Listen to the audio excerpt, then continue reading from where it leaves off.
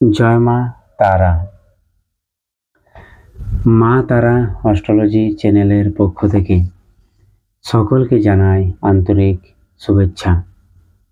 আজকে আমি যে বিষয়টি নিয়ে কথা বলতে চলেছি সেটি হলো মকর রাশির জাতক এবং জাতিকাদের কোন কোন মানুষদের থেকে দূরে থাকবেন এবং কোন কোন মানুষ আপনাদের পেছনে লাগে, আপনাদের উন্নতি দেখে জ্বলন হয় এবং এই সকল শত্রুদের হাত থেকে কিভাবে আপনারা রক্ষা পাবেন সে নিয়ে মূলত আজকের আলোচনা।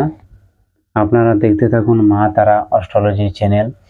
এইখানে যদি আপনাদের বাড়িতে কোনো বাচ্চা কান্নাকাটি করে ভুলতে চাইছে না, নজর দোষ লেগে যাচ্ছে, ভূত প্রেত দানা দক্ষিণা তন্ত্রমন্ত্র করছে, আপনাদের বাড়ির উপর কোর্ট কেস চলছে, হয়তো সন্তান হচ্ছে না, সন্তান নষ্ট হয়ে যাচ্ছে, এই সকল যদি সমস্যা থেকে থাকে অবশ্যই আমার স্ক্রিনে দেওয়া নাম্বারে ফোন করবেন।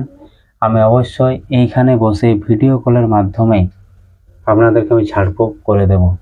জয় মা তারা। মকর রাশি হলো রাশিচক্রের দশম রাশি এবং এই রাশির অধিপতি গ্রহ হলো শনিদেব। মকর রাশির জাতক এবং জাতিকারা স্বভাবতই খুব শান্ত এবং স্থির প্রকৃতির মানুষ হয়। এদের মনে কিন্তু প্রচণ্ড বুদ্ধি থাকে এবং এরা খুব দয়াবান ব্যক্তি হয়। মানুষের দুঃখ দুর্দশা দেখতে পারে না, মানুষের জন্য কিছু করতে চায়, ঠিক আছে। কিন্তু যে সকল মানুষ পৃথিবীতে খুব সুন্দর হয়, মনের মধ্যে কোনো পাপ বা প্যাঁচ থাকে না, সেই সকল মানুষের পেছনে কিন্তু বেশি শত্রুতা করে মানুষ, বেশি পেছনে লাগে, কলকাঠি করে।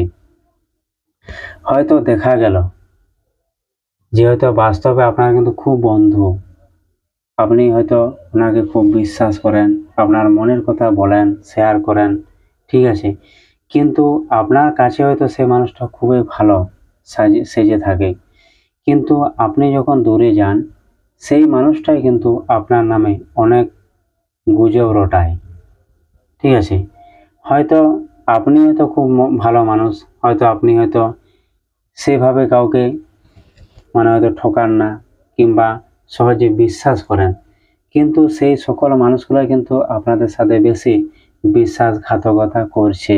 বিশেষ করে যে শনির যে 7.5 চলছে 2017 সাল থেকে, হয়তো আপনারা ভালো মন্দ বুঝতে পেরে গেছেন যে কে আপন কে পর এবং কে আমাদের সাথে বেশি শত্রুতা করছে। তার আগে কিন্তু আপনারা বুঝতে পারেননি, কারণ শনির 7.5 যখন এসছে জীবনে তখনই কিন্তু আপনারা সেটা ভালোভাবে বুঝতে পেরে গেছেন কে আপনার ক্ষতি করছে। এটা হচ্ছে মূল পয়েন্ট।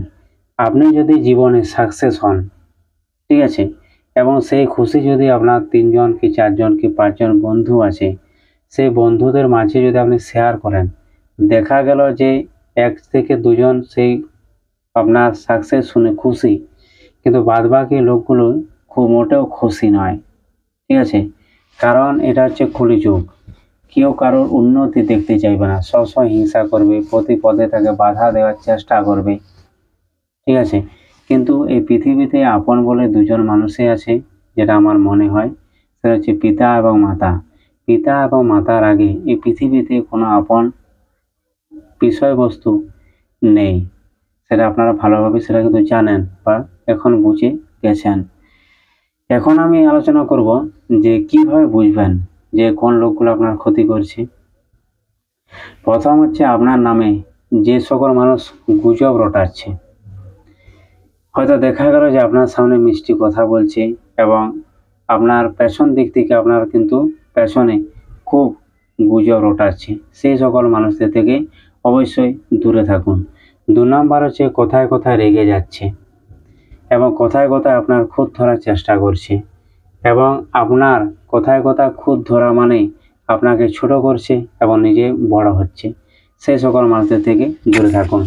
3 নম্বর হলো আপনার সাথে আপনি যে কাজটা করছেন সেই কাজটা হয়তো অনুকরণ করছে কেউ এবং আপনি যেটা করছেন সে হয়তো আপনার মতোই করার চেষ্টা করছে, সেই সকল মানুষদের থেকেও দূরে থাকুন। তারপরে হচ্ছে আপনার সাথে হয়তো রাজনীতি করার চেষ্টা করছে। রাজনীতি বলতে এখানে বোঝাচ্ছে সে হয়তো নিজে পারছে না, অপর মানুষের সাহায্য নিচ্ছে, সেই সকল মানুষদের থেকেও কিন্তু অবশ্যই দূরে থাকুন। 3 নাম্বার হচ্ছে আপনাকে দেখে যাদের মুখ বেঁকে যাচ্ছে, সেই সকল মানুষদের থেকেও আপনি অবশ্যই দূরে থাকুন। এই হলো আপনাদের সাথে যে কারা কারা শত্রুতা করছে, এই লক্ষণগুলো অবশ্যই আপনি দেখতে পাবেন। এই সকল শত্রুদের হাত থেকে বাঁচতে গেলে অবশ্যই যদি আপনাদের মাঠে ঘাটে পাওয়া যায় খরির সাপের খোলস, ঠিক আছে, অবশ্যই নেবেন। এবং সেই সকল শত্রুদের যদি পায়ের ধুলো পাওয়া যায় ভালো হয়, বা পায়ের ধুলো, কিন্তু এই দুটো জোগাড় করে অবশ্যই আপনি যে উইটির মাটি আছে, ওই মাটির গর্তের মধ্যে ঢুকিয়ে দিতে পারেন। যদি পারেন তো সেই শত্রুর নাম ভোজ্যপত্রে লাল কালি দিয়ে লিখতে পারেন।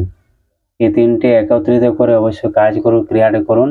আর যদি বুঝতে না পারেন অবশ্যই আমার স্ক্রিনে দেওয়া নাম্বারে ফোন করবেন, আমি ডিটেলসে বলে দেবো যে আপনি কাজটা কিভাবে করবেন শত্রুদের হাত থেকে রক্ষা পেতে গেলে। এই বলে এখানে ভিডিও শেষ করছি। জয় মা তারা।